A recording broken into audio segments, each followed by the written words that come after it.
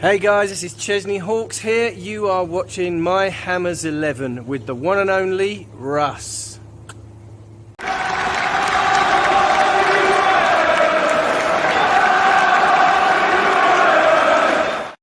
Hi everybody, Russ from My Hammers 11. Hope you're all safe and well of your channel. Please consider subscribing, hitting the bell icon to notifications. Every time we put content on, there's always like another channel sponsors. Untuck it, check them out in the description below. You thought after about 300 I could do that in one take, but I still can't. Anyway, hope everybody's safe and well. We've got another great My Hammers 11. It's Sam. He runs the Boleyn Boys podcast, Yes. which is doing really well. How are we doing, Sam? How are you doing, my friend? Yeah, not bad, not bad. Just been at work, get a bit tired, but ready to have a good conversation. Hopefully. That's good. You do a lot of miles in your job, don't you? You seem to be driving a lot in your job. Yes. Well, I was actually a black cab driver, but I'm now in construction. But I'm still I'm still designated driver apparently. So yeah, do a few miles. Yeah, fucking hell. But how have you been, mate? Have you been in this crazy world that we live in? To be honest, I've had a bit of a rubbish year. Yeah. Just that. Yeah, but yeah, a bit of a rubbish year. Bit of rubbish here. But West Ham have kept your spirits up. Yes, that's one thing that has kept me kept me put a smile on my face at least. Anyway. Yeah. So yeah, I'm happy with that. Happy with the performance. They've been brilliant all year. Like you can't even. I see a few people getting a little bit agitated, shall we say, over the last few weeks and that. But no matter where we finish now, they've been brilliant. So yeah. Particularly in this sort of crazy world we live in. You know, as you said, you've had a shit year. A lot of people have had crap years, particularly, and it's the one thing that you haven't had to worry about. You've had a shit year. The last thing you want is West Ham to potentially be playing the Championship next season. You know, it seems silly. It does seem silly, but you know, the weekends particularly, it's almost like a bit of a relief, isn't it? You know, so. Yeah. And it's you know, the team are playing well. There's team spirit and all the stuff we like to see as a West Ham fan, and so it has sort of helped us through the lockdown in a weird way. I know, you know, it's weird saying it, and I think you're right. Some people have got a bit, not a bit aggy, but they've got a bit. Oh no, we're not going to be in the Champions League. Fuck off. Last season, to be honest, you know, if someone said right, you're fifth with 3 games to go, Russ. And you're pissed off. You've just missed out potentially in the Champions League. You would have thought you'd taken down to the loony bin. You're taking, you know, because considering like we were last year to where we are this year, it's just a complete role reversal. And I think baby steps for us. Do you know what I mean? We tried the whole step change when Pellegrini came in and spent all that money, and it didn't work. We need to do this gradually to get where we need to be. And so, 6th, 5th, 6th, 7th, wherever we finish, as long as it's above Tottenham, great season. I mean, it's no secret on the podcast. I actually bet on us to get relegated. I was very disillusioned with West Ham at the start of the season. Couldn't see where it was going. Couldn't see nothing. And what Moyes has done, just an incredible job, really. And even if we were to lose all 3 games, I'd be bitterly disappointed, absolutely gutted. I said the other day, like my passport's on my bedside cabinet. I'm ready to go. But if it doesn't happen for whatever reason, and we do lose all 3 games, then it's the bigger picture. We're still brilliant all season. So exactly, it is a bigger picture, and I think you're totally right. And I think it's, as you said, there was a lot of people who were a little bit, you're right, disillusioned. I think that's the right way of saying it. And you know, it's given back a little bit. You know what I mean? You know, to some of the fans in terms of how the team are playing now. You know, Moyes has got this.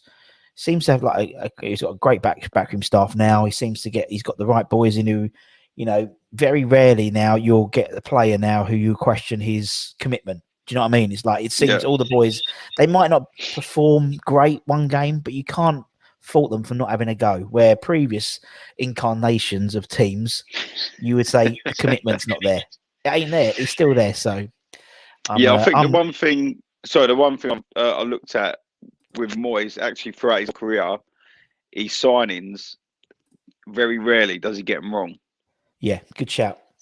That's going back to Everton. I think Sunderland, he had a bit of a dodgy spell, but from Everton to Man U, even up through to us now, he's his signings tend to be pretty good. So whatever he does in the summer, I'll be fully backing him and trusting him all the way. Yeah, no, you're totally right, and I think you're right there. I think everyone he's brought in, and just like the Czech boys. I think they're just brilliant, and and how we scoffed when Mr. Dawson came through the door. How we scoffed when how we scoffed. When Sufal turned up. We thought bloody hell, 5 million for a right back. What have we bought Who here? is he? Yeah, And he slotted in that Leicester game, didn't he? Like he'd been there, for years, and you'd get 5 times your money for him now. Yeah, best right back in the 100%. league. Yeah. So yeah, Moyes we trust. So still, we're watching. I know you're watching the Arsenal game as well. If Arsenal win, we're still back in. We're back in for fourth. I just sent a tweet out saying Arsenal winning, and I got a reply just to say, well, they're only 3 points behind us, but. The way our season's gone, like why are we not looking up? We should be looking above us, not behind us. Just need Chelsea then Chelsea just don't get a maximum of 2 points in their last 2 games. We win all 3. We're back in. I'm hopeful. Listen, until it's mathematically impossible. Yeah, I will stay hopeful. Yeah. And this will 100%. go out. This will go out probably tomorrow. So by the end of our podcast, we'll find out Chelsea probably won about 4-1. But that's okay because if they beat Leicester, then we're still in. We're still in. Exactly. That game is the one as well. So as long as Chelsea drop points tonight, it's either support Chelsea as well all season, or depending on what happens tonight, then we can take a win-win in the Leicester Chelsea game, which makes everything a little bit better. And if we go into game week 38. With a possibility of Champions League football. With 10,000 fans behind you as well. Do you know what I mean? Yes. How cool. I mean, thinking about it, even if it's just a case of us finishing above Tottenham and there's 10,000 fans there, we'll take that. I will take that. Do you know what I mean? And I can't wait for people to be back there. I'm buzzing. I'm really buzzing to get. It was really cool when we had 2,500 there. And it was really emotional when they were singing Bubbles and stuff like that. So for 10,000, it's going to be a racket, and I'm really looking forward to it. I'm buzzing for it. I'm really excited. And how many? I can't remember. Probably the great escape, I reckon, was the last time we had a Premier League season where we had something still to play for meaningfully in the last game of the season, and that could be still the case. So. Oh, it's exciting times. It's exciting. So the podcast, Sam. So how did it all start? The Boleyn Boys. How did it all start, man? So I spend a lot of time on Twitter, as anyone who follows can probably see as well. But on my own personal account, I just used to think people must be getting fed up with me talking about football. If it weren't West Ham, I follow the Spanish league. I follow the German league, and I just used to tweet so much, and also a lot of the big West Ham accounts, just sometimes that they just annoy me. If you don't agree with their opinion, sure, they don't want to know. They'll block you. They'll get rid of you. Yeah. They were whatever. So all my mates know I've rung up TalkSport a few times and given them what for and whatever, and then they were just like, "Oh, why don't you start one?" and all that. And eventually, I started a Twitter page, and then one of my mates was like, "You should just start a podcast." I was like, "No one's going to listen to it." But get a few people listening to it, and mainly I want it to be something that, I've got me and a couple of the boys. We're on it every week, but it's something that I want any West Ham fan who wants to voice their opinion. They're able, because I know there's a few West Ham podcasts already, but it's like they're a bit of a closed book. Like with this one, I get you. Yeah, I get you. It's one for anyone. So if anyone DMs us, gets in touch with us, I've got a little short list, and obviously it'll only be 1, maybe 2 a week, but I'll work down the short list. And anyone who's got an opinion about West Ham, get yourself on the podcast, and we'll be happy to have anyone. Man. That's a good idea. I know what you mean. And that's the thing. This great thing now, you can just do it. You can just it's where people are like, you maybe I don't know 5 years ago, whatever, a podcast. Everyone's like, fucking hell, that sounds really complicated. Now it's just piss easy. I started this a year ago, and it's just gone mental. And it's still just me in front of a computer a year on. All I've got is my iPad. That's what I mean. But that's all you need. Yeah. That is literally all you need, man. And iPad and recording, and with everything on the internet and all the stuff, you can get you know, it's so easy to do now, and I encourage anyone to do it because it just gives you someone. And if no one listens to it, you know, that was my whole thing. When I started this, I thought if it's only me and a few people listen to it, I ain't bothered because it's for my benefit as well because it's just, you know, particularly when you're doing, you know, it was the weekends and the evenings and, you know, you couldn't go out and stuff. So it just gave me a bit of space, you know what I mean? To just go and do my own thing down the garage, pop toddle off. It gives you a bit of a, like, let off a bit of steam, but not only that, what you're saying, if no one listens to it, I'll listen back to them, and it's just me and my mates having a laugh at the end of the day. Yeah. And you've got them then, you've got them recorded forever then, haven't you? Do you know what I mean? Yeah, exactly that as well. So it's just nice something to do, but I thought I'd try and bring other people into it. I've actually really enjoyed the first time I had a guest on. I was quite nervous about it because I'm literally just a geezer who's just started a podcast, and then we had our first guest come on, and he was really good. And it's nice to meet other people that. It is. Also over social media, you're meeting people. There's people from Northern Ireland and that who have messaged me saying, "Oh, I want to come on the podcast," and that, and eventually they'll be on. So it's just good to meet other fans and get everyone's opinion. It is. It's true, man. It's like the amount of people I've met. Obviously, we've done almost 300, over 300 episodes of this now, and obviously I've met fuck all of them face to face. It's all virtually. Do you know what I mean? It's like it really is. As you said, like all over the world, you know, it's crazy. I'm going to be starting a new thing soon where I want to show people how global our fan base is because we interview people from Bangalore, from Hong Kong, all across the States, Scandinavia, Australia. It's mental. I never understand it. I can never understand it because, like, you know, we're a funny little club in East London and we've got people in Bangalore supporting us, getting up at, you know, people in Australia getting up at like 4 o'clock in the morning, across the West Coast, America, to watch our games. And we haven't won nothing in 41 years. So, do you know what I mean? But there's something about us. There's something about us which, you know, you get through obviously for the podcast because you'll be talking to more people and they want to come on and want to talk to you and they converse with you. And, you know, there's just so many, and it's just, you know, it's just, if someone said to me the other day, would you like to win the Premier League? I wouldn't, because I think we'd lose that West Hamness about us. We know we're going to fuck up. We know we're not going to win it, but we'll have a good go and we'll have a laugh and have a beer next week and come back on that. You know, but that's us, isn't it? You know, I talked to a guy yesterday, a guy called Mike, who does a lot of stuff for West Ham Unofficial, and he said, you know, West Ham, I didn't join support West Ham for the glory. You know, I supported it for the family and the fans, and you probably get that yourself, man. Innit? It's just like it's not about victory. It's not about where we are. It's about, you know, it's the journey. It's not about even the match half the time. Yeah. You know what I mean? It's not about the match. That's what majorly disappoints me about the new stadium. I won't get into it because we could be there all day, but it just ain't going to that stadium. It ain't what it used to be. No more. But yeah, I mean, I'm 30 years old. Like, we ain't won nothing in my lifetime, and I could be more than with the club. So yeah, I know exactly the same. I'm 40 this year, and 1980, and I was born in 81, so just missed out. Fucking hell. Just missed out. Yeah. I've had Intertoto Cups, a couple of Betway Cups, and a couple of championships, but that's it. Champions playoffs. But yeah, but we still support, as you said, you love them more than you ever done before. So yeah. That's the thing, man. So why West Ham? Why is it your club, Sam? You talk so passionately about it on the podcast and stuff, but why is it your club? What's your story, man? So we grew up in Barsdale. I'm sure a few people know where that is. Like literally 5 minutes away from the Grand. My dad was actually a Tottenham fan, believe it or not, but for some reason, which I'm forever grateful for, he never took me to the dark side. And living in Plarslow, like all my family's from the East End, and that I suppose he just started. He took you over West Ham a few times, I suppose, just to watch the games and whatever. And then we moved out into Essex, and one of the boys I met down here, we became very close, and his dad started taking us regularly. And then when we got a bit older, we got season tickets when I was about 13 or 14.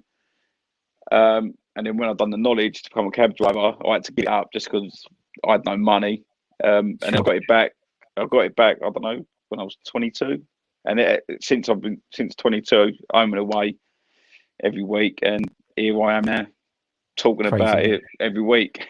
Yeah, it's funny, isn't it? It's true. It's like, Yeah. or and then, you blink and it's like, God, you just like, it's like some of the older fans, like some of the more experienced fans, they 1975 or 90, even the 80s or whatever, and they blink and it's 40 years, 50 years on, and they're still holding on to that. We're going to win this thing one day, and but it's, as you said, like, I mean, some of it is for guys like yourselves, it's more of a location thing, sort of born into the area. I mean, I still think it's incredible when you see people and they've chosen to support West Ham. They wanted to pick a team. I interviewed what's his name? Oh, from Chicago, Jason from Chicago, and he picked West Ham because he was a big fan of the Cubs, and the Cubs had won fuck all. And he went, I want to pick an English club who hasn't won anything. And then he picked West Ham, and obviously the Cubs won the World Series like 100 years since they last won it. So he's hoping. But it's a funny club. It's a funny club, and I love it. And I know what you mean about moving the stadium, and it's like everything really, isn't it? Once you got used to a certain way, he was at Boleyn for almost 100 years, and so it is going to take time. And there are, I think actually the fact that we've got, this success, when the fans do come back in, as you said, they might come in, it was a slightly more hostile place before everything happened. I think then they're going to come back. They've got a team they're proud of, on the pitch and stuff. So we'll see, man. We'll see. But it's going to be interesting. And I think next season's going to be interesting, particularly with Europe. And I think I just think it's great if we get into Europe just for the fans, and you've got your passport, and that's what I love. I've already got a flag on order. I'm Has he got ready to the go. Boleyn Boys on it? Has he got the Boleyn Boys? Rush, you clearly know me too well already. Exactly where it's going to have the Boleyn Boys. So subscribe. Yeah, Spotify links and everything. Yeah, but I think, seriously, it's like I think because. And I've said it on a few of these episodes and stuff. I'm all in favour. Champions League would be amazing. It's a once in a lifetime opportunity to be in the Champions League for us. But I really fancy. I'd love us to be in not the shit European, not the conference, but not the shit one. But I'd like to be in the conference because we're gonna. And the reason is we'll probably go for a few rounds as well. So there'll be and. But also, I just seen that Astro Gugu have just won the Romanian Cup, haven't they, on penalties? So I think that puts them in. I think that puts them into the. It's like fuck off. They're 15th in the league or something like that. Yes.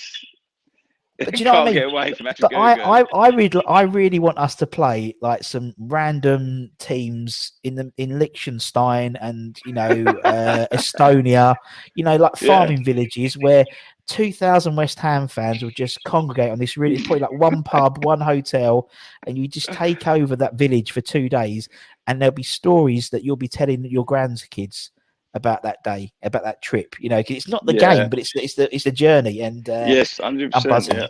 I'm buzzing for it because we've seen, it's great. It'd be great to go to the new camp and see West Ham play, but realistically, we'd get turned over, and 100%. So it'd be a shame. It'd be a shame we got to the Champions League and get knocked out in the qualifying stages, but that's such a West Ham thing. But hey, that's why we love them, man. 100%. Do you remember your first game? Do you know what? I feel like my dad took me and my brother, one of his mates, and we was playing Wimbledon at Upton Park. I must have been really young. I'm talking like 4 or 5. And I've always got a vivid memory of that. I just fell asleep.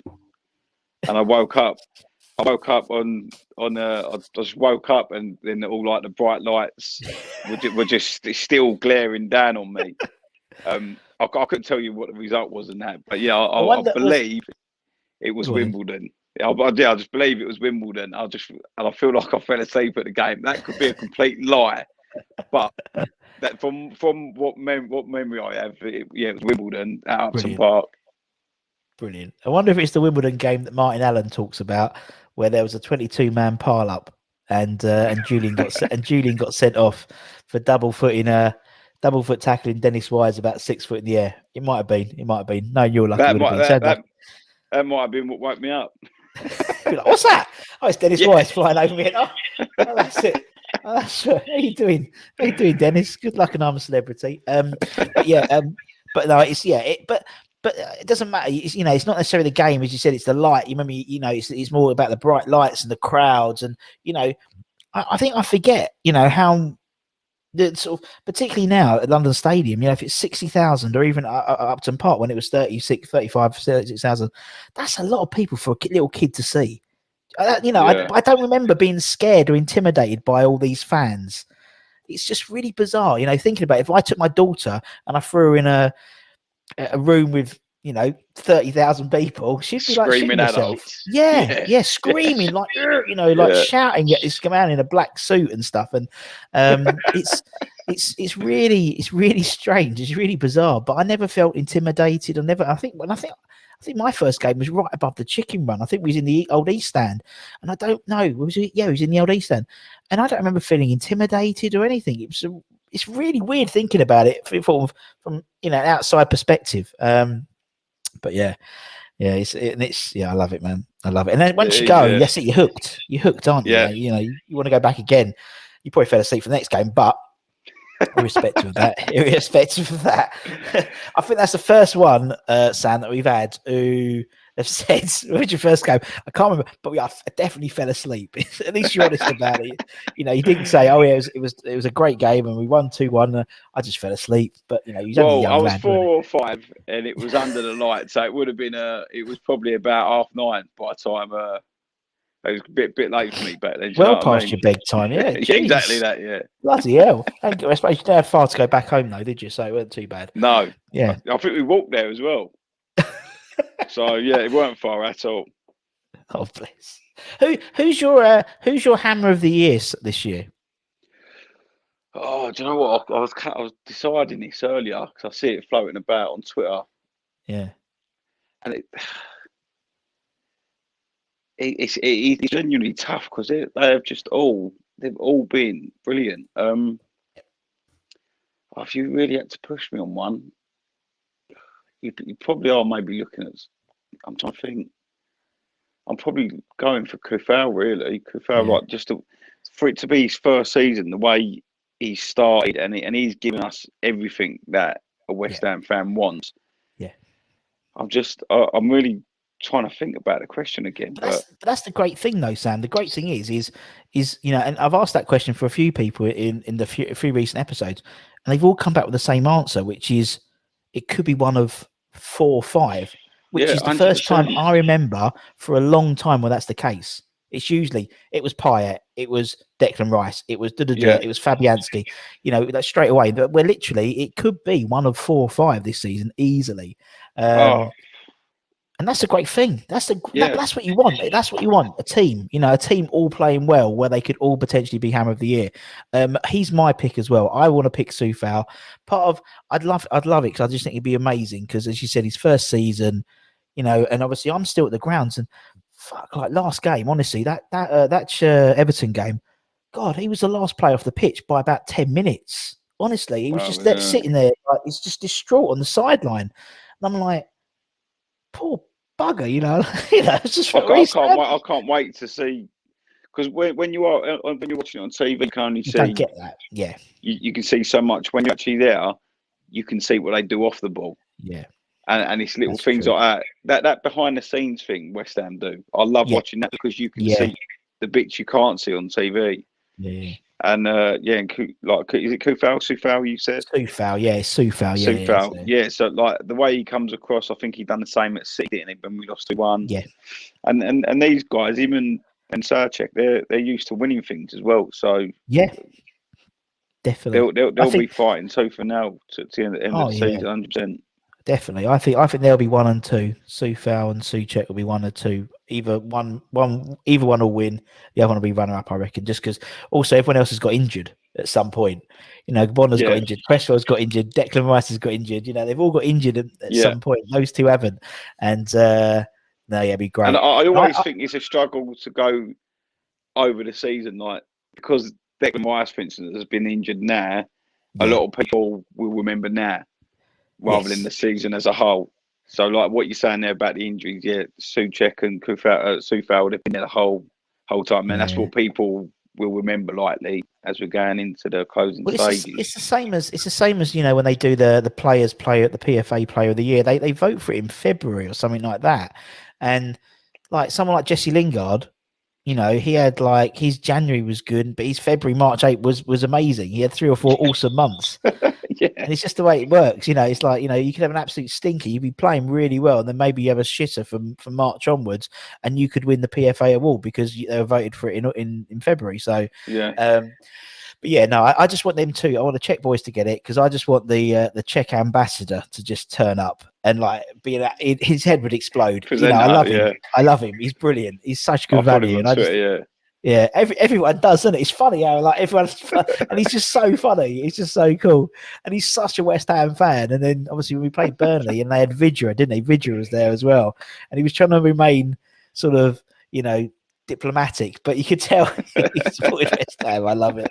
It's just lovely. It's just a lovely vibe around the club at the moment. Around, as you said, those back at the back. The fact is, we're winning more games, so we're doing more of those behind the scene things, which is good, and the training things, which are good. But yeah, honestly, it's things like things that some people don't see. So obviously, I'm at the game 4 hours before kickoff, so I'm there really early. So about an hour and a half, all the players come out in their tracksuit bottoms, and they do a lap of the pitch all together. Walk around the pitch. I've never seen that before. And it's brilliant because you see them all jostling, taking the piss out of each other, and it just shows the vibe of the team, man. And they did a huddle. They did a huddle the other day. It didn't work. They lost, but they did a huddle. And I love a huddle. I love it when a team gets before kickoff. It reminds me of it does, don't it? It shows like the spirit around the place and that. We used to do it. What was it? The Great Escape one. We used to do that. Occasionally the huddle, and then we used to play da da da da da da da. They used to break up. It was so cheesy, so cheesy. Oh, I love it. Can't wait. I'm so excited about fans being back in the States. It's been too long. It's been weird. I've hated it. I've hated it. I don't mind. I'll be honest. I don't mind the commute there now. The commute there was good because I got a car park space. So it took me 20 minutes, 25 minutes to get back from Hornchurch. So it wasn't too bad. But you are doing all right. Yeah, I know, but. Last time I got on the train actually was probably because my office shut about the same time. I think the last time I got on a train would have been the Man United game. The time before that would have been the Southampton game. It's gonna be weird going back on the train, mate, but it doesn't matter. Anyway, let's get on to your Hammers 11, Sam. So obviously everyone we've had on the channel, apart from Harry Redknapp, Ian Bishop, and Nigel Reo-Coker, has given us a Hammers 11. So the idea being is you can pick whoever you want. Doesn't have to be the best. Doesn't have to be the worst. Could be whatever you want. The cult heroes. Doesn't matter. The only rule is you have to be alive to have seen them play. That's the only rule. Yes. Otherwise, we'd have all put Bobby Moore in, Trevor Brooke in, Billy Bonds. Yumi never saw them. I saw them manage. I saw 2 out of those 3 manage, but never saw them play. So we were stuck with Gary Breen and Jonathan Spector. Yeah. But then there's that one game. Jonathan Spector had that one game, didn't he? That Man United game where he was like prime like Iniesta, wasn't he? He was awesome that game. Bless him. So that's what we do. So who's in goal for the Sam Boleyn Boys 11? Who's in goal? Robert Green. Greeno. Pretty straightforward for me. Like I say, so I've been an Hammer, I'd say for 30 years, but realistically, my memory serves me from probably around the early 2000s, and that's sort of when I started going, and then obviously since then I've been going week in, week out. So so in that time, for me, it's Robert Green. I always remember, I think Ronaldo, when Man U played in that white kit at Upton Park, he pulled off just an amazing save from Ronaldo. I mean, the game against Arsenal, that speaks for itself. The game at Man U as well, the end of that season. And then also, didn't he go on a little spree, I think, of saving like 3, 4, 5 penalties in a row? Yeah, something like that. He was we've had lots of goalkeepers on the channel, and I think it was Jimmy Walker was saying, and Roy Carroll actually said that he was the hardest trainer they've ever seen. He was amazing. There was everyone talks about that Arsenal game, Arsenal away, where he made like 4, 5, 10, 12, whatever, like one-on-ones. Yeah. and they said, funny enough, it was like on the Friday before the game, they'd gone in, they'd trained, they got dressed, they'd had something to eat, they were just about to go down the 195 or something in Epping, and Greeno was still out there with Ludo doing one-on-ones for like 2 or 3 hours afterwards, and it paid off. And he was a phenomenal goalkeeper for us, and it was there for a long time. And he came down with us. Obviously, we went down. He stayed there as well, which I love. And yeah, no, he was a goalkeepers isn't a position that we've had much of a problem by about 6 months last year, really. But yeah, it shows you the importance of a goalkeeper. I mean, when Roberto came in, the wheels went off. Pellegrini got sacked and everything. It was crazy the effect a goalkeeper can make. But we'll put Greeno in. Greeno's in. Right. Defence. First defender then. Who we got? Right, now I've sort of gone. I've got a load of right footers at the back. I've got 4 defenders and they're all right footed. So we'll slip them in some way. But the first is Ginge. I think. Yeah. I'd imagine he's got to be in quite a few people's teams, but for me, he just epitomises everything that's West Ham. I mean, he wears his heart on his sleeve. I think nowadays he's got claret and blue blood as well. And every game you just knew you was getting 100% from him. Yeah, it's true. It's true. And I mean, he's. We talk about those types of things where someone like Ginge. We want people who are going to put their body on the line, that type of thing for the club, and as you said, bleed, claret and blue, and he epitomised that, didn't he? Really, yeah. He was, and he speaks obviously so highly of the club as well. So, no, it's a fair shout putting old Ginge in. Right, who's next then? Who's next? So just on Ginge, I just want to say I was really disappointed as well with he didn't really get a send off. I'd always love to. Yeah. I'd always like to see him back one day just to give him a proper one. But my next one is Winston Reid. That's another one, similar thing, isn't it, really? Yeah, probably a few obvious reasons. I mean, the Millwall goal, an absolute banger. So that's in there. The main one, the last goal at Upton Park, was a brilliant time. And I think he really wanted to play for the club. Was it the Olympics? I think he decided to stay away from the New Zealand team so he could concentrate when we just got promoted with us. And he proved to be a leader as well in so many ways. And even at the London Stadium, he scored a 94th minute winner against Sunderland when we won 1-0. And at the time, I was sitting right next to the Sunderland fans, like literally the next one along. And it was one of them. We got beat by Southampton 3-0 one week, and it was just torture. But then when Winston Reid popped up with that left foot banger in 94th minute and just there giving them what for, it was that was a good one. But yeah, really for me, he, especially what I've been watching the club, he's got so many special and iconic moments for West Ham. Yeah. I don't see how he can't be in there. No, it's a great shot, and you're right. He's always going to be woven into the history of West Ham, isn't he? Just for that. They said that goal against Man United more than anything, the last goal at the Boleyn, and it's really, I mean, it's great to see him like playing some games at Brentford as well. Because although he hasn't played recently, because Pontus is back, but it's great to have him having a run. Because he he's done his injury, and he played a few games at Kansas, and again, it's a similar thing to James Collins, isn't it? He'll probably whimper out, so to speak, in terms of not necessarily getting the send-off, particularly now. I don't know when his contract runs out, but it's probably going to be the end of this year, I'd imagine. So, it's going to be, I think, a similar situation, unfortunately. But, he was great. And obviously, didn't start particularly well, did he? When he joined us, he wasn't particularly great. And then the champion, we were talking to a guy, a player today, an ex-player who was part of that championship team that went up, and he spoke about Winston Reid and so how he was quite low on confidence, and then the championship team turned up, and Big Sam just got him under his wing and turned him into a fantastic, and he was arguably one of the best defenders in the Premier League when he went up in terms of centre backs. And no, it's a good, really, and obviously complete contrast to James Collins. They were both around for the similar times, about 9 years, haven't they? I think both of them, albeit Collins had a bit of a break, but completely different personalities. Collins is very fiery, and Reid was more. Well, he was. He's a Kiwi, and he played most of his football in Denmark, so they not necessarily very, rah, type players. So, it's, that's the best way to describe Winston Reid. He's not very rah.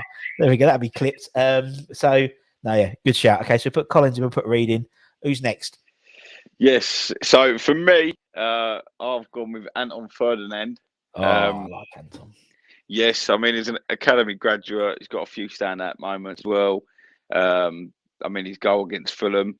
Now he isn't in my team, but what helped me out with Anton as well, his partnership with Slabhead, I think they used to nickname him, Elliot Ward. Yeah. At the time, Elliot Ward is actually another one of my favourites. Them two together, I don't know. I just thought they were brilliant. Like they were brilliant. They were brilliant. They had a really good connection together, and for me, like Anton obviously went on to take us into the Premier League and that as well, and play and have a bit of a career in there. But yeah, so for me, and Anton will be in there, and I also think as a West Ham fan, he feels what we feel. Definitely. Even now, when at the time, I remember he missed a penalty in the FA Cup final. Yeah, you could see like he was just distraught about it, and even now when you're watching him tweet and things like that, he feels what we feel, and for someone like me, I love someone like that. So yeah, Anton's in there all definitely. day. He surprised me when I interviewed him how much of a West Ham fan he was. Do you know what I mean? Because. But then you think back and it's like, I mean, funny, he was particularly with Rio as well. He was at the club since he was, he's 3 years younger, some 4 years younger than Rio, something like that. So when Rio was training as a kid, he was there as well as, he's sort of like +1. And then obviously he got into in the lower league, so to speak, in the lower age group. So, he was there for years, and, really surprised me how much he loved the club. Because he sort of assumed, but he really does love the club. And as you said, it gives you that sense of pride that he takes pride that that we've got and then particularly when it came to the playoffs, I was talking to him about the playoffs, and he said, I don't forget, Russ, I was there when I was like 11, so I knew Betty the tea lady, I knew this, and so it's not just I'll get a pay rise type thing because I'm playing in the Premier League and that's great. Yeah. But I'm playing for Betty, I'm playing for them, and if we don't go up, the parachute payments go down, she might be out of a job. So actually, it's a lot of fucking pressure. And I was like, do you know what? I never thought about that. I really never thought about that. So he opened my eyes a little bit to that, old Anton. But yeah. So we put Rido, we'll put Collins, we'll put Anton. Who else is going to be in this back four? Yes, back four, the final one. It's got to be another Czech, Thomas Repka. Oh, I love Thomas Repka. It's just for me, yeah, he just absolute raw passion from the geezer. Yeah. Just throughout his whole start. I know he didn't have the best of starts to life at West Ham and that, and I think. But he probably in the same way. It was like he probably did because he just, for a certain subset of the fan base, it endeared them to him because he was a nutter, and and so by getting sent off a couple of times in his first 3 games, it sort of went, oh my god, we've got because obviously we didn't, Julian was not around, and so he was like, hard man, and he was an absolute nutter. And funny story. We had plenty of funny stories about him, particularly from the players. Trying to talk about Repka, and obviously he had more of an interesting life after retiring from football. Yes, I've read a few stories. Yeah. When I interviewed David James, when I interviewed him, he talked about Thomas, and he didn't know any of these stories about Thomas Repka. So I was telling him all these stories about, when he hired cars and then sold them as his own cars and all that. Yeah, legend. He also gave me his shirt once after a game. So for that reason as well, he's always been one of my favourites. We had a story with one of the guys who we've had on called Mick Clifford. He's got something like 780 match-worn shirts. He's incredible. He's check him out. It's amazing on Twitter. And he tells a story of he lives in Sweden, and they were playing a Swedish like one of their pre-season tours, and he knew where the hotel was where the players were, and he brought a Czech shirt that Thomas wore, and he wanted him to sign it, and Repka refused to sign it. because he was like, he had number 5 at the back. And he went, no, replica 2, not replica Yeah. 5. And Mick's like, no, you wore this shirt against Andorra and da-da-da-da-da-da. No, I didn't. No, I didn't. So Mick went back to his house and got the photo of him wearing the shirt, right? Brought it Wow. back. And then he tried to bring him down. I think it was Don Hutchinson and Sean Byrne. They said, "Oh, we'll give it to us. We'll sort it out." And apparently, what they did was they literally just put it on his chair for breakfast. And he came down and saw this picture because he's obviously got him wind up by it already, and just stormed and just literally went and just like literally ran back up. And he never got the shirt signed. Got the shirt signed. But brilliant! I love him. I love Repka. But then the passion. You're right. He's like that last game where he was like crying his eyes out. You know, Yes. when we were, probably the first time ever that I reckon fans have sung a song to him. Really, you know, it's like so it must have been quite emotional. But even now, he scares me. Scares me on Instagram. He just still looks scary. I'm trying to get on the show and he doesn't speak and he keeps messaging me back. And when he messages me back, even I know he's in like the Prague, but I still get scared. As it comes up, you know, like a DM, and it's just 3. It might be just a thumb up, but you just think he's gone, you know, literally a little bit of aggression. I love him. He'd be hilarious. Right, okay, so that's your back 4. You're not getting much change if you're a forward with that back 4. I'm telling you. No chance. Right, midfield. Let's go to midfield. Who's your first midfielder then? Right, my first one is because he's pretty.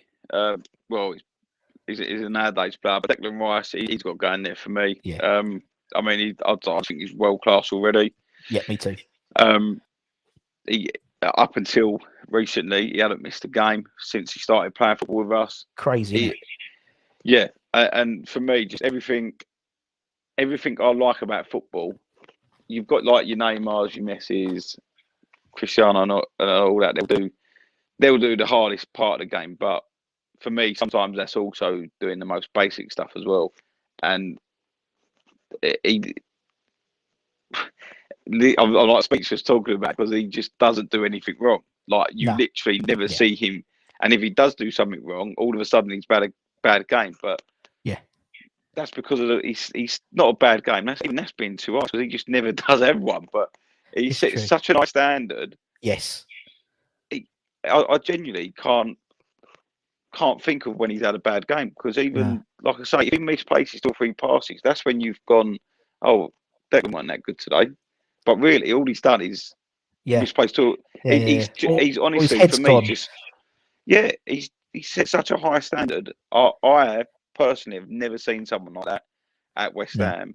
Not like I say, since I've been watching them and things like that. I've never seen someone because I think he'll go right to the very top as well. Yeah, right to the very top. It's going to be without us, unfortunately, but I do think he's that good. I really do. I do. I totally agree with you, man. I tell you, and it's true. He has like a 7 out of 10, maybe one game, and you're like, oh, his head's gone. He's that's it. He's going to Chelsea. Do you remember? It's like it was in the beginning of the season. Oh, he's gone. He's going to Chelsea. Definitely. No, it's because he played 3 international games in about 7 days. And as you said, he only played a 7 out of 10 because he sets himself such highs. But what I love about Declan Rice is he doesn't stop learning. So, there was a period this season where he tried to do free kicks, where he's been trying these knuckleball free kicks. Or, we heard about that, Yeah, so that stopped a little bit, Sid. But he's trying it, and he's doing a lot more forward runs, and we see when he's not in the team now, Souček is 60% of the player that he is when Declan Rice, less than Declan Rice is there, because they work so well together as a pair. They come as a pair, and I think it's brilliant. Honestly, I'm the same as you. Sometimes I get speechless about how good a player he is. And people are starting to realise it now. Do you know what I mean? It was almost like outside of West Ham, people went, "Oh, Declan Rice, all he does is pass it left and right. He doesn't do anything." But I think people are. I think it was Poland? We played Poland, and he played an absolute brilliant game. Yeah. And then people are actually, he's quite good. This Declan Rice. He's all right, But it's like me and Jack Grealish. It winds me. I never really see this mercurial player. It's because I don't watch 90 minutes of Aston Villa every game. in the Yeah. same way that no Yeah. one watches, apart from your West Ham fan, you're going to watch 90 minutes of West Ham. So it's the same thing. But Declan Rice, all the way to the top. I hope he stays for the next couple of years, takes over from Mark, and just becomes the main man for a couple of seasons at least. So look, we'll see what happens in it. Football's a funny Have you got any information on that? Is that possible? I have no. I don't know. I literally don't know nothing. I literally know nothing. Honestly, Yeah. for me, I think personally, if I was, personally, I think with Declan, he knows that Mark's leaving at the end of next season. Yeah. He's not. He's a very clever person. He's not stupid, and he knows. When Mark plays a 6, we put him down for a 7 because he's Mark Noble. He does get, I know he gets a lot of pelters, but he does get a lot of, lenience because he's Mark Noble. And for me, Declan knows if he, after Mark's gone next season, after the end of next season, and I've said it before, I wish we still had the turrets and I'd love if there was like a ceremonial key and Declan would have, and Mark could pass over the key to the castle, and then Declan could be, the main man, the poster boy, the big fish in a small pond. Do you know what I mean? Yeah. He could go to City, but I think he'll be in. He wouldn't be elevated in the same way that you said. He didn't miss a game. He's played 140 odd games for us, and he's 21, 22, something like that already. He could, in theory, he would well surpass Mark Noble's appearances. He could even surpass Bobby Moore's appearances, maybe even Billy. Probably not, but you know what I mean. It's like he could be in that top echelon of West Ham greats. But look, we'll see. I don't know if you listened to Peter Crouch did a podcast with Mark Noble. He had Mark on it. Amazing. Definitely listen to it if you haven't seen it. It's fantastic. Fantastic. And Peter Crouch talks about how he's jealous of Mark staying at one club and playing all those games because he's going to be known as a West Ham legend. Crouch has been Spurs and Southampton and QPR and Stoke. Not enough time to be considered a legend at one of their clubs. Yeah. But Mark Noble is a legend, and he hasn't won anything. He's just stood still. He stayed at the club that's gone up and down, up and down, and up and down. And he was really jealous. And I think, that type of conversation, Dec's going to pick up on things like that. And he's not silly. And so, that's my thought. That's me off my soapbox. Right, who's next? Declan Rice, who's next? Well, talking about Mark Noble, I always fucking do this. Yeah, he was always going to be. He was always going to be in there. Like I say, I'm 30 now, and what's Mark? Is he just turned 33 or 34 something maybe? Like 33, 34, something. Yeah. Yeah. So for me, I literally feel like he's lived out my boyhood dream in front of me. Yeah. And everything you say to yourself as a kid when you're going, if I was playing for West Ham, what would I do? He's done exactly that. Like if we got relegated and a Premier League team coming for me, I'd stay West Ham because I'm loyal. Yeah. I'm a West Ham boy, and he actually done it. He actually done it in real time. I know that he maybe didn't have the most glamorous of offers, but when we went down twice as well, he had offers and he chose to stay loyal. So something like that, I'm forever grateful. So a lot of the stick he gets, I think he's vastly unwarranted. I think he knows as much as anyone what he can and can't do. Especially this season, he is coming in to try and do a job, and he's still getting stick. And you just think like, but Mark knows what he can and can't do. Like he's coming in to do a job, and he's doing us a job. He isn't Declan Rice. Not a lot of people in the world are Declan Rice. He isn't going to do what Declan does. But for people to say that he shouldn't be nowhere near the team in that no more, I think it's completely. I genuinely think it's complete load of rubbish. He's a very good footballer, and he's been in the Premier League, other than the relegation, he's been in the Premier League his whole career, and not just anyone does that. Totally so, right. and like I say, for me, he's lived out my dream in real time. So he would always goes down as one of my favourites for sure, 100%. I totally agree. But also, I think with him as well, he has, and I think it's a really sweet thing what he said. He has lived all our boyhood dreams, and he was, and again, that Peter Crouch thing is brilliant because he was that kid who sneaked in under the gate, under the rails and got in when he was, he's after. And I love the story about his debut, and then he walks home to his house, and that. And again, there's a bit about the old school about that. I've interviewed people like Brian Deere and stuff like that, and Bobby Moore would get the bus in, and he would get on and Brian would get on his bicycle and bike back to his house, and it was a bit about that old school mentality of West Ham players living in the area.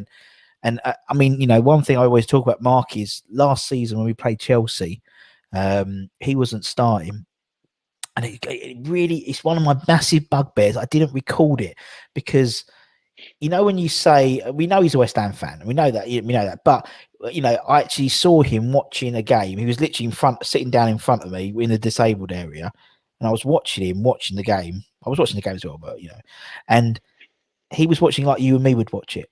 He would kick every ball, And when Yarma scored that third goal, he celebrated it like you and me would celebrate it in your bed, in your lounge, because you couldn't go there. And it was amazing to see, and just reaffirmed how much of a West Ham boy he really is. So and he's going to be one of those players. When he's not there, you're going to miss him. You're going to miss him when he's not there. So yeah. So we'll see. But we'll put Noble in. Right, who's next? Right now, this is one that when I done my Fantasy 7-a-side on my own podcast, this one got a lot of laughs, and I still don't understand why. But for me, Hayden Mullins, I just love the geezer. No, definitely, no, that's a great shout.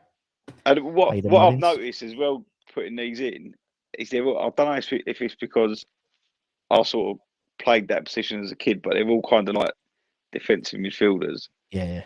But I also look at them, like I said earlier about Declan Rice. They're also three players that, for me, done the hard graft and played the easy ball. There's nothing too spectacular about these players, but for me, they gave me as a West Ham fan everything I wanted. Someone they gave 100%. They never backed out of a challenge. They was always in the face of the opposition. And they gave 100% all the time. And Hayden Mullins was just another one of them for me. And I think I've still got an emotional attachment to that red card he got against Liverpool. Because I was, to this day, I'm so gutted for him. He was having such a good season. I'm so gutted for him, and I've always felt the FA should have done more to let someone live their dream and play in an FA Cup final. It's always got to me. And Mullins though, just like the other two, he played in that position and he gave everything. He was quite a simple player, but I don't know. I suppose that's the type of footballer I like. Firstly on that FA Cup thing, definitely, because he was integral to our team, and he was more of a loss to us than Louis Garcia was to Liverpool, weren't it? And it was just typical, because I think him playing would have arguably stopped in that midfield. Gerrard may never have got that ball, and so it's such a West Ham thing, like a sliding doors moment, isn't it? And it really was. But the thing about Hayden Mullins is, when we've interviewed I think we interviewed over 70 players or something ridiculous like that, and there's certain players who get picked by the players all the time, but not necessarily by the fans. And Mullins is one of them. So like we've had on recently, Bobby Zamora picked him. Matthew Effington picked him. Even Luke Chadwick played him at right back to get him in the team, and it was because he did the simple. He made us all play, and it was great, because I said to Bobby, Mullins never gets picked by a lot of fans. He went, because they don't understand football. So there we go. So clearly, Sam, you understand football. That's why people need to subscribe to the Boleyn Boys, because you understand football. That's basically endorsed by Bobby Zamora. There we go. Well, I'll be getting that straight on the podcast next week, because it's become a bit of a running joke when a guest comes on, and the fact I picked Taylor Mullins, everyone seems to have a bit of a giggle about it, but there you go. Someone who knows football. The Z-Man says it.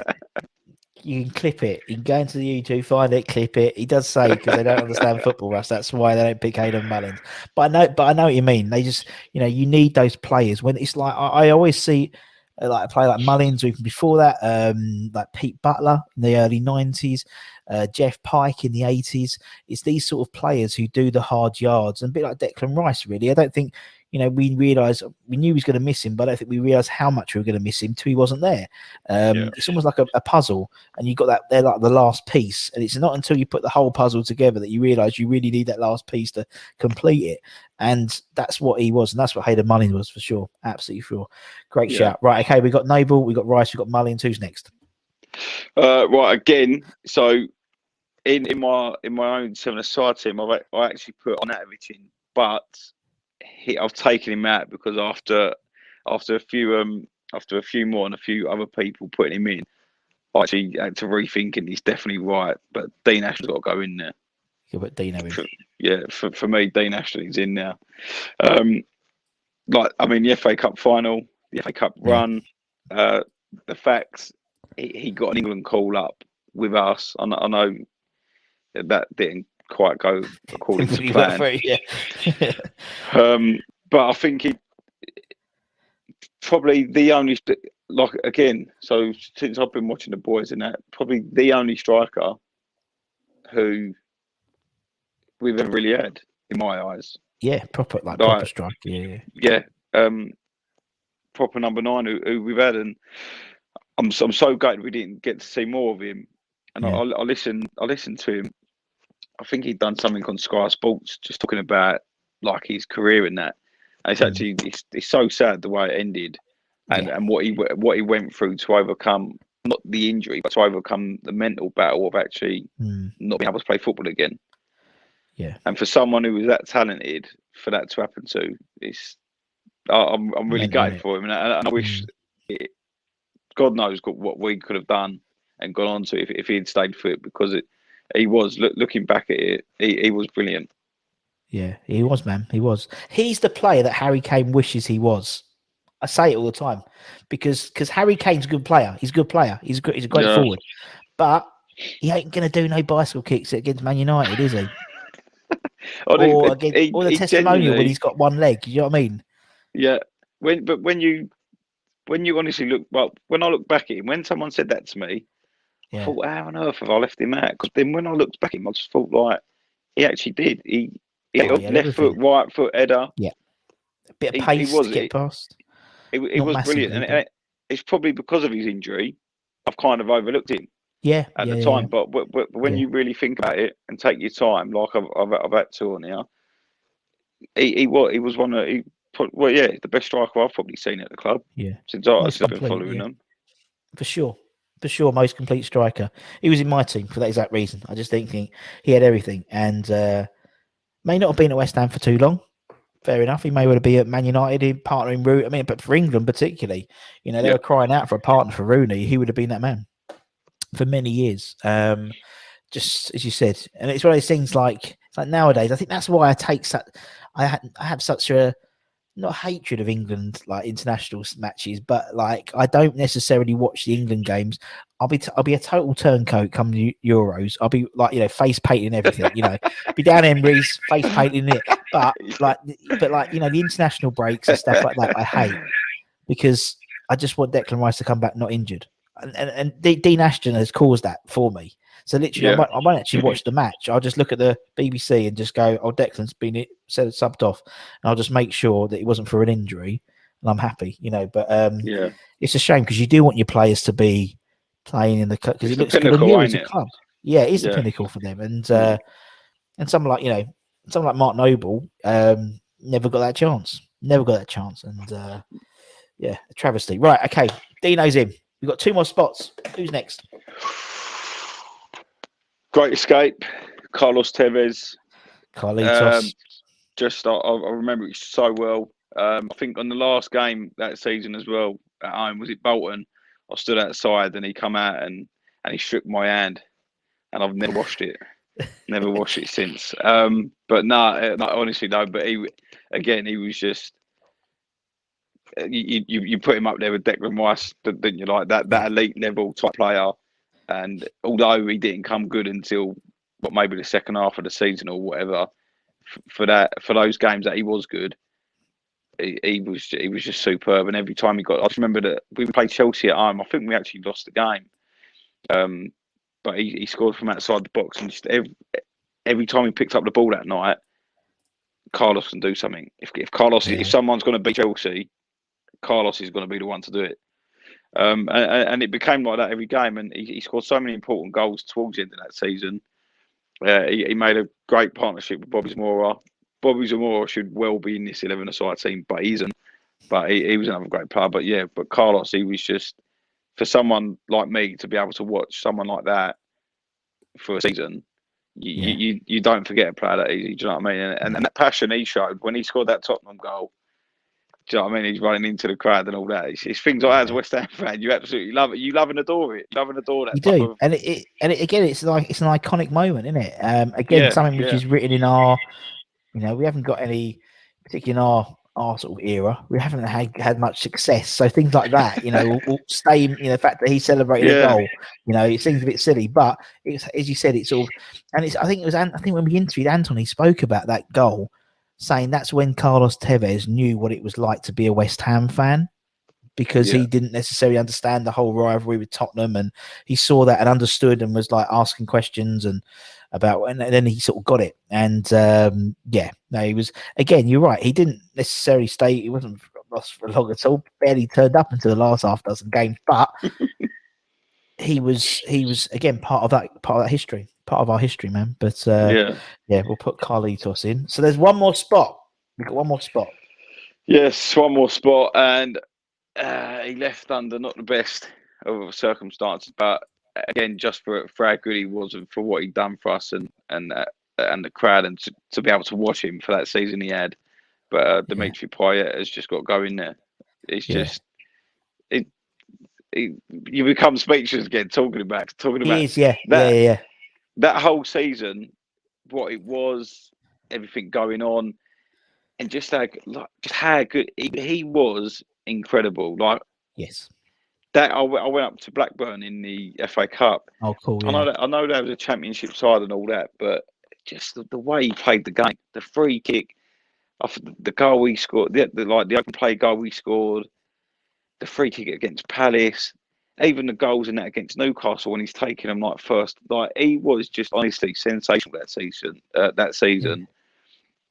And he's simply probably one of, other than, I suppose, a lot of people, for them they have Di Canio, but I didn't really get to see Di Canio live. You sort of, it's the other end.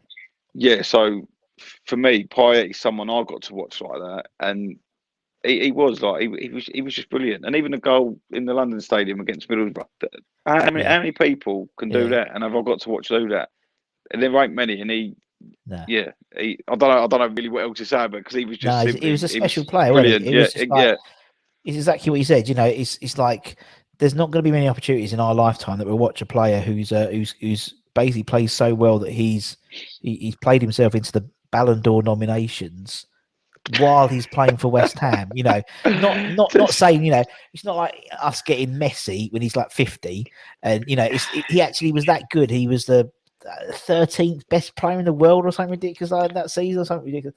Voted for. He was special, and I don't. It's not just necessarily him, but you're right. It's him, and just that season as well, and what it meant to every West Ham fan. Yeah.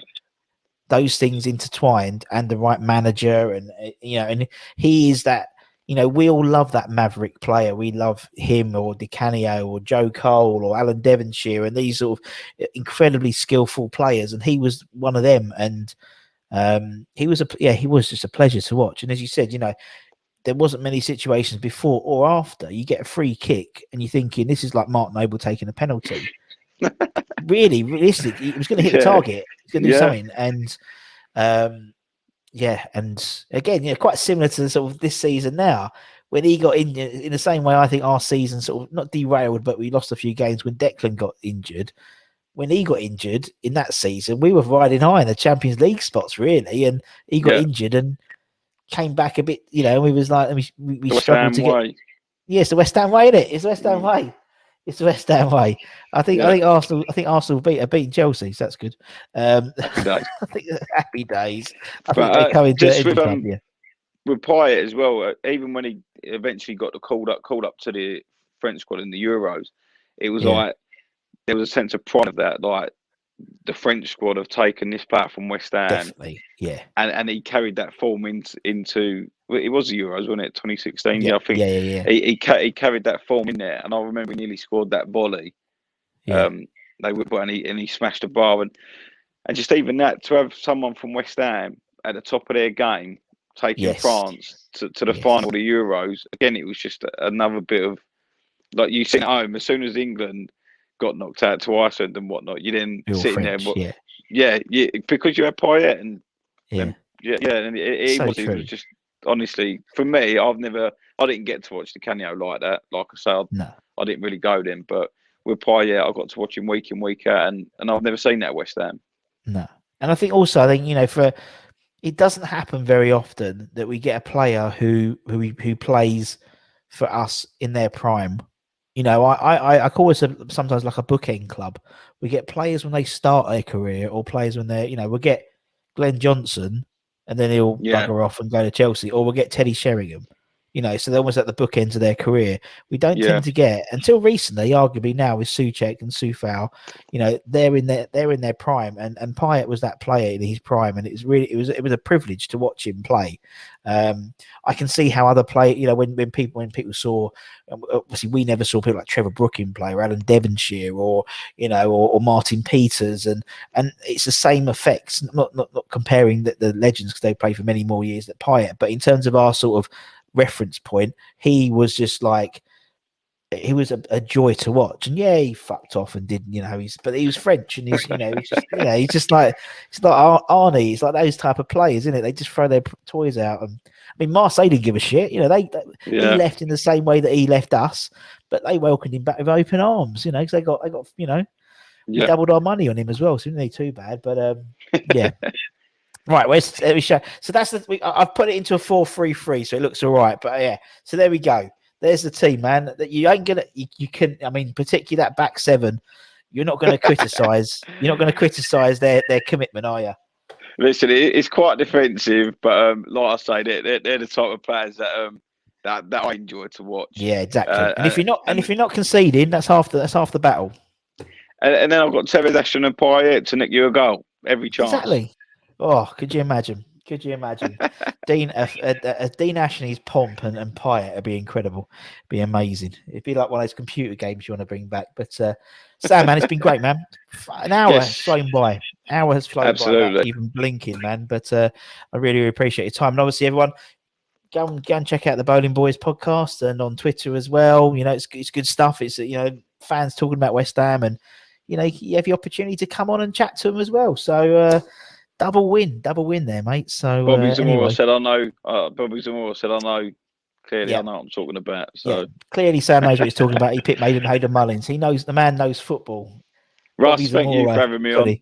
No way. So obviously, for me and Sam, take care, everyone. Stay safe. Wash those hands. Get those appointments, and you get your jabs. Come on, you irons. And I'll see you again very, very soon. Take care, everyone.